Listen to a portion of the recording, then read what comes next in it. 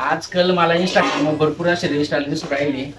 पोरांनो, शाळा शिका, डॉक्टर बना, इंजिनियर बना, तुम्हाला पुढे जाऊन माझ्यासाठी काम करायचं, हॅशटॅग बिझनेसमॅन.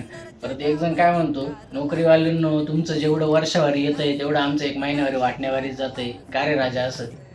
प्रत्येकासाठी काही ना काही गोष्ट ठरलेली. एखाद्या नोकरीवाल्याला व्यवसाय जमत नाही, पण त्या नोकरीत तो असं काम करतोय ना, चांगले चांगले व्यावसायिकांची त्याच्यापाशी कामं अडली.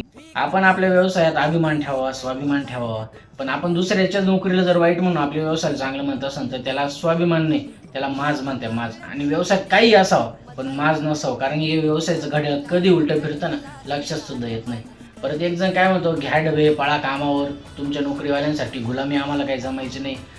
ते त्यांच्या नोकरीत गुलाम आहे, तर मग आपण पण आपल्या व्यवसायात आपल्या गिरायकाचं गुलाम आहे.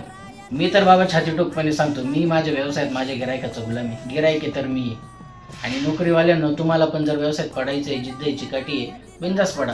पण फक्त नोकरीचा कंटाळा आलाय, 9 to 5चा कंटाळा आलाय म्हणून जर व्यवसायात यायचं असेल तर व्यवसाय तुमच्यासाठी डबल कंटाळवाणा आहे. तुम्हाला परत दुसरा जॉब पाहायला लागणार.